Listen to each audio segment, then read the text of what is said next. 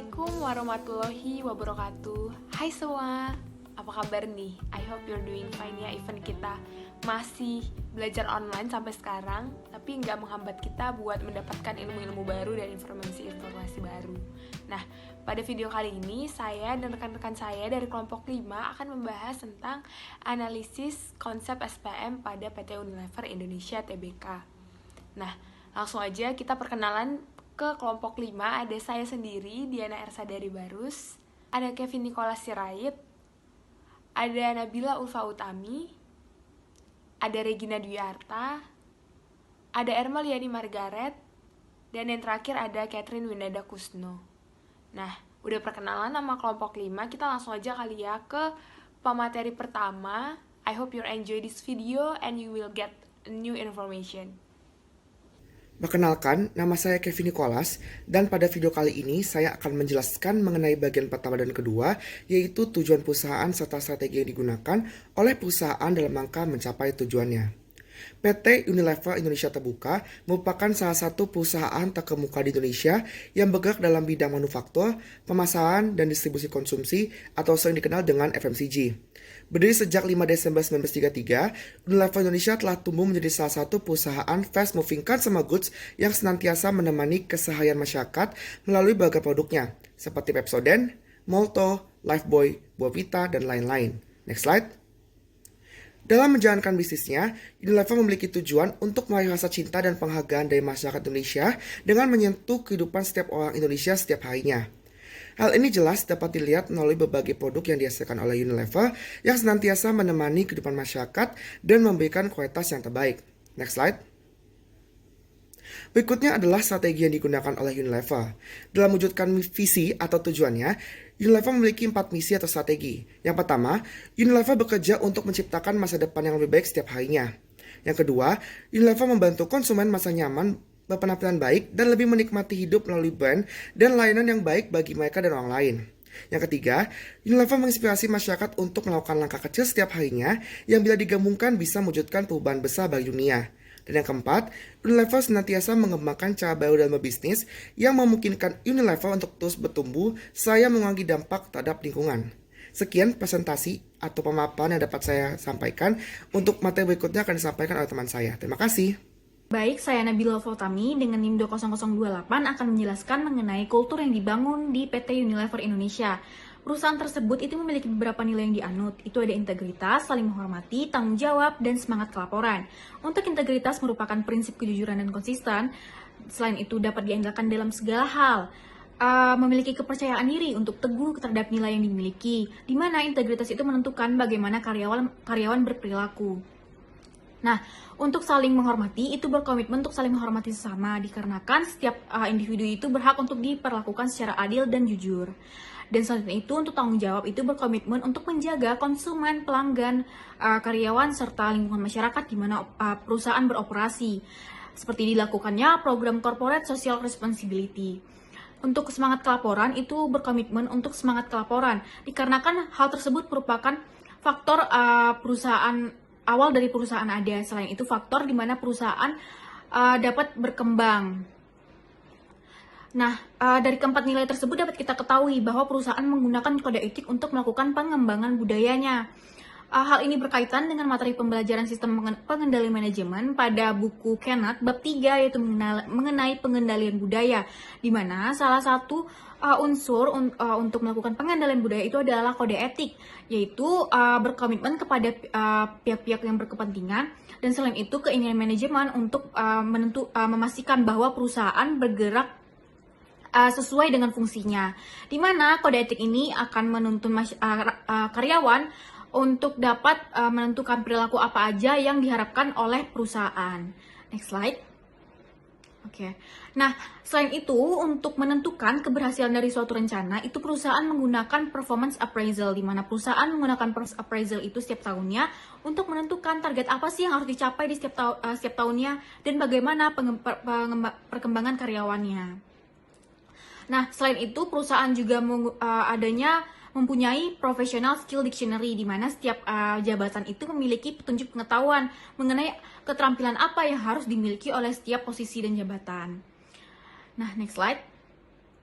Nah, selanjutnya itu perusahaan menetapkan manajemen insentif, di mana perusahaan itu mengadakan Learning Award, yaitu program pembelajaran di mana karyawan yang mengikuti pembelajaran tersebut dengan baik akan diberikan suatu penghargaan, di mana dapat kita ketahui bahwa perusahaan itu menerapkan manajemen kompensasi yang berkaitan dengan materi pembelajaran sistem pengendalian manajemen pada buku Anthony bab 12, yaitu adanya insentif positif, yaitu pemberian penghargaan kepada karyawan yang berkinerja baik, di mana penghargaan tersebut cenderung memotivasi karyawan untuk dapat bekerja lebih baik lagi. Lalu perusahaan juga mengadakan merger dan akuisisi kepada perusahaan luar negeri seperti Korea, Jepang, dan Amerika Serikat. Hal itu bertujuan untuk dilakukannya sinergi budaya, sehingga budaya perusahaan itu dapat berkembang lebih dinamis lagi dan juga meningkatkan intensitas budaya perusahaan. Baik, sekian penjelasan dari saya. Selanjutnya akan dilanjutkan oleh teman saya. Terima kasih. Baik, saya Regina akan menjelaskan mengenai proses pengendalian manajemen yang diterapkan oleh PT Unilever Indonesia. Yang pertama, strategic planning. Dalam proses perumusan strategi, manajemen menentukan cita-cita organisasi dan menciptakan strategi-strategi utama untuk mencapai cita-cita tersebut. Dalam hal ini, tren fundamental telah membentuk pasar dan masyarakat menjadi titik acuan bagi arah strategis PT Unilever Indonesia. Nah, pada tahun 2019, PT Unilever Indonesia terus mendorong inisiatif yang mentransformasi Unilever Indonesia menjadi bisnis dengan berlandaskan tujuan yang mulia, serta relevan dan mampu bersaing untuk masa depan. Nah, proses perencanaan strategi kemudian mengambil cita-cita dan strategi yang telah ditentukan dan mengembangkan program-program yang akan melaksanakan strategi dan mencapai cita-cita tersebut secara efisien dan efektif. Nah, prioritas strategis utama adalah berinvestasi secara agresif pada merek-merek PT Unilever Indonesia yang berdasarkan tujuan mulia, karena PT ini percaya akan pertumbuhan dari merek-merek ini. Nah, konsumen saat ini melihat lebih dari sekadar kinerja dan mencari merek yang berbicara dengan nilai-nilai yang diusungnya dan kebudayaan mereka terhadap dunia di mana kita tinggal. Royco misalnya meluncurkan kampanye baru bertujuan luhur untuk mempromosikan gizi seimbang, sementara Bango menjadi merek kecap kedelai pertama di dunia yang beralih sepenuhnya ke botol PET daur ulang 100%. Nah, strategi kedua adalah membuat perseroan relevan dan mampu bersaing untuk masa depan. Ini berarti mengubah portofolio PT Unilever dengan inovasi yang sedang tren. Pada tahun 2019, PT ini mempercepat transformasi portofolio dengan mendorong inovasi. Nah, PT Unilever Indonesia meluncurkan merek-merek baru seperti Love, Beauty, and Planet, jawaban atas tren produk yang lebih alami dan ramah lingkungan, dan pastinya akan terus mengembangkan merek-merek inti dengan segmen format, dan varian tren baru untuk membangun portofolio yang dapat melayani kebutuhan semua konsumen. Nah, perumusan strategi sebaiknya merupakan aktivitas di mana pemikiran yang kreatif dan inovatif sangat dianjurkan. Hal tersebut diterapkan ketika tantangan utama PT Unilever Indonesia adalah meningkatkan daya saing dan pesaing lokal dan global yang memasuki pasar dengan investasi yang besar. Nah, PT Unilever Indonesia ini mengawali peluncuran besar-besaran Sunstick, Clear, dan Pond's, serta memanfaatkan tren alami melalui peluncuran Pepsodent Charcoal, Lifebuoy Naturals, dan juga memperluas fokus perusahaan ini bagi para konsumen muslim ke merek yang lebih umum juga, dengan mengembangkan produk yang memiliki manfaat atau bahan-bahan yang diperuntukkan bagi umat muslim, seperti Lifebuoy Honey Habata Sauda, Clear Hijab Pure. Yang kedua ada penyusunan anggaran. Implementasi Unilever Sustainability Living Plan adalah bagian integral dari strategi pertumbuhan berkelanjutan PT Unilever Indonesia, yang memasukkan tanggung jawab sosial dan lingkungan dalam kegiatan operasi PT Unilever Indonesia. Oleh karena itu, Unilever Indonesia tidak memiliki anggaran terpisah untuk kegiatan tanggung jawab sosial di mana seluruh anggaran dikelola oleh unit bisnis terkait. Nah, pemulihan ekonomi yang relatif lambat dan peningkatan biaya dalam menjalankan bisnis untuk para pelanggan mendorong perusahaan untuk lebih kreatif dalam menggunakan anggaran promosi dalam menyusun solusi layanan cerdas yang dapat membantu para pelanggan untuk lebih menghemat biaya. Yang ketiga, ada pengukuran kinerja dan kompensasi. Nah, PT Unilever Indonesia mengolah sejumlah jalur pengawasan pelaksanaan strategi perseroan yang dijalankan oleh direksi sepanjang tahun. Nah, pada tahun 2019, perusahaan mengadakan 6 rapat gabungan yang terjadwal dengan direksi di mana perusahaan membahas kinerja keuangan dan operasional, rencana dan risiko utama perseroan di setiap fungsi bisnis, serta peluang bisnis baru. Nah, hasil penilaian kinerja Dewan Komisaris baik sebagai entitas kolegial maupun sebagai komisaris individual dipertimbangkan baik dalam penentuan kompensasi, bonus, dan insentif yang diterima oleh Dewan Komisaris dalam proses mempertimbangkan pengangkatan kembali atau pemberhentian anggota Dewan Komisaris yang bersangkutan. Nah, kinerja Dewan Komisaris juga dievaluasi setiap tahun oleh rapat umum pemegang saham tahunan, dan di saat bersamaan akan diberikan wewenang kepada Dewan Komisaris untuk menentukan jumlah remunerasi untuk Dewan Komisaris dan direksi setiap tahunnya. Nah, untuk kinerja setiap komite dievaluasi secara kolegial pada akhir tahun sebagai dasar untuk penetapan sasaran dan tujuan untuk tahun berikutnya serta kenaikan kompensasi. Nah, untuk meningkatkan kinerja layanan, setiap tahunnya Unilever melakukan survei kepuasan konsumen. Mungkin sekian penjelasan dari saya, pembahasan selanjutnya akan dijelaskan oleh rekan saya. Terima kasih. Oke, sekarang saya akan membahas mengenai struktur organisasi pada PT Unilever Indonesia. Pada pembagian dan bagian-bagian struktur organisasi PT Unilever Indonesia yang sudah saya tampilkan di sebelah, kita bisa mengetahui bahwa pembagiannya itu berdasarkan pada produk yang dihasilkan dari setiap masing-masing divisi, juga pembagiannya berdasarkan fungsional, sehingga kita bisa mengatakan bahwa PT Unilever Indonesia ini menerapkan struktur organisasi fungsional. Nah, hal ini kita juga bisa lihat dari struktur organisasi perseroan, di mana struktur organisasi ini dirancang untuk memastikan akuntabilitas yang jelas atas paparan-paparan risiko utama, terutama risikonya dalam hal jangka pendek, menengah, dan panjang. Perincian dari pembagian yang saya sudah sebutkan sebelumnya, yang pertama adalah berdasarkan produk yang dihasilkan. Kalau berdasarkan produk yang dihasilkan, itu ada direktur food dan direktur ice cream. Nah, pembagian kedua yaitu berdasarkan fungsionalnya. Yang pertama adalah Chief Financial Officer, yang kedua Direktur Customer Development, kemudian ada Direktur Human Research, yang keempat ada Direktur Refreshments, yang kelima ada Direktur Personal Care, terus ada Direktur Home Care and Marketing Service, kemudian ada Direktur Supply Chain. Dan terakhir itu ada Direktur Governance and Corporate Affairs. Nah, semua direksi ini bertanggung jawab untuk menentukan jenis dan skala risiko-risiko yang signifikan yang akan diambil dalam rangka mencapai tujuan pertumbuhan yang strategis. Direksi ini secara berkala menilai kembali risiko perseroan dengan mempertimbangkannya dengan isu-isu lingkungan, sosial, dan tata kelola dalam rangka menentukan kontrol yang dibutuhkan untuk mengolah risiko-risiko utama secara efektif. Sekian materi dari saya. Selanjutnya akan tambahkan oleh teman saya. Baik, saya Diana akan melanjutkan presentasi tentang bagaimana pemimpin mengembangkan sumber daya manusia. Yang pertama, pengembangan pelatihan dan kompetensi. Nah, pengembangan ini dilakukan dengan melakukan pendekatan pengembangan untuk semua. Nah, pendekatan ini bertujuan untuk membangun kapabilitas yang relevan dan mampu bersaing untuk masa depan di seluruh organisasi melalui kombinasi pelatihan formal, kombinasi pembelajaran dan pelatihan di tempat kerja, dan juga pembelajaran mandiri yang berkelanjutan. Diharapkan dengan adanya perencanaan itu dapat mengembangkan kompetensi teknis yang memungkinkan peningkatan pelaksanaan, penyelesaian masalah, pengambilan keputusan, dan juga profesionalisme, serta kompetensi lunak yang mengembangkan perilaku karyawan dan kualitas pribadi, serta kepemimpinan yang memungkinkan karyawan untuk lebih berdampak ke pekerjaan yang mereka lakukan. Yang kedua ada pengembangan karyawan. Nah, ini dilakukan dengan kapabilitas itu ada dibagi menjadi 3. Yang pertama itu 70%, yang kedua 20%, dan juga 10%.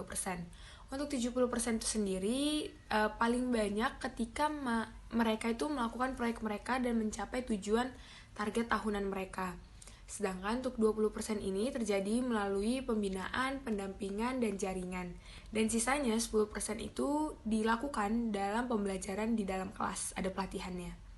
Yang ketiga, perencanaan, perekrutan, retensi, dan suksesi. Nah, ini dilakukan di dalam 2 kali dalam setahun, dan diadakan forum karyawan untuk menilai perubahan dalam kebutuhan organisasi PT ini, mengidentifikasi kesenjangan, dan juga mencocokkan karyawan dengan peran masa depan di dalam perseroan ini. Nah, peran-peran ini dipersiapkan sangat matang dan kemudian dimasukkan ke dalam IDP individu yang bersangkutan, jadi kepada masyarakat. Contohnya itu, pada tingkat manajemen menengah, persiapan tersebut mencakup rencana pengembangan yang disepakati terlebih dahulu, sehingga yang akan nanti naik jabatan atau mendampingi karyawan sudah teridentifikasi sebagai kandidat yang direksi yang akan menjadi direksi di masa depan, dan juga tingkat direksi tersebut juga sudah dapat pelatihan sehingga sudah tidak diragukan lagi kemampuannya di dalam memimpin divisi tersebut, sehingga mereka sudah memiliki bekal untuk membantu karyawan dalam melakukan pekerjaannya. Sekian dari saya, selanjutnya akan dilanjutkan oleh rekan saya. Terima kasih. Yang selanjutnya di sini saya Catherine, dan saya akan menjelaskan mengenai keunggulan dan juga kelemahan dari PT Unilever Indonesia Tbk. Yang pertama-tama kita akan membahas mengenai keunggulan. Keunggulannya ada beberapa. Yang pertama itu perusahaan telah menerapkan tata kelola perusahaan yang baik atau Good Corporate Governance atau kita singkat dengan GCG. Nah, salah satu upaya yang diterapkan oleh PT Unilever Tbk adalah dengan menerapkan sistem pelaporan pelanggaran atau whistleblowing system. Nah, di mana setiap karyawan dan juga pihak ketiga ini dimungkinkan untuk membuat laporan secara rahasia dan tanpa takut akan adanya pembalasan atas pelanggaran pedoman-pedoman prinsip bisnis dan juga kebijakan pedoman. Dan jika kita kaitkan dengan teori dalam sistem pengendalian manajemen, maka good corporate governance ini juga merupakan salah satu bentuk untuk menangani masalah dari ada perbedaan tujuan dan juga asimetri informasi. Kemudian, whistleblowing system ini merupakan bagian dari GCG, ini juga merupakan salah satu bentuk dari pemantauan. Nah, pemantauan yang lain yang dapat dilakukan perusahaan adalah dengan pengauditan laporan keuangan tahunan perusahaan. Kemudian yang kedua, perusahaan itu juga telah menerapkan tanggung jawab sosial perusahaan atau Corporate Social Responsibility atau CSR. Nah, perusahaan ini melalui strategi keberlanjutannya, dia menerapkan Unilever Sustainable Living Plan atau USLP, dan fokusnya dalam mempromosikan perubahan perilaku global tentang kebersihan dan juga mengelola limbah, hingga dalam meningkatkan kehidupan para petani kecil. Kemudian, ini juga merupakan salah satu bentuk dari strategi perusahaan dalam hal non-keuangan. Kemudian yang ketiga itu adalah perusahaan menerapkan sistem pembayaran berbasis kinerja atau performance-based payment. Dan hal ini akan memicu motivasi karyawan untuk dapat meningkatkan kinerjanya. Lalu yang berikutnya itu adalah pihak eksternal itu telah mengakui kinerja Unilever, dan Unilever ini mendapatkan banyak sekali penghargaan di 2019 dan di tahun-tahun sebelumnya. Kemudian yang berikutnya adalah dia juga memiliki saluran distribusi yang sangat luas, di mana hampir menjangkau seluruh wilayah di Indonesia, dan jumlahnya hampir lebih dari 1.000. Kemudian, yang berikutnya, strategi promosi produk PT Unilever ini sangat efektif dan dapat menjangkau target pasarnya, karena dia itu bisa memicu konsumen untuk bisa membeli produknya. Kemudian yang berikutnya adalah mengenai kelemahan. Nah, kelemahan dari PT Unilever Indonesia Tbk adalah pertama, PT Unilever ini memiliki struktur matriks sehingga menjadi sulit untuk mengkoordinasikan kegiatan antara departemen yang mempunyai agenda dan juga jadwal sendiri-sendiri.